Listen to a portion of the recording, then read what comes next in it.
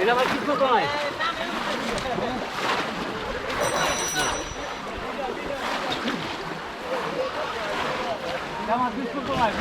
চলুন স্যার চান্দা একটু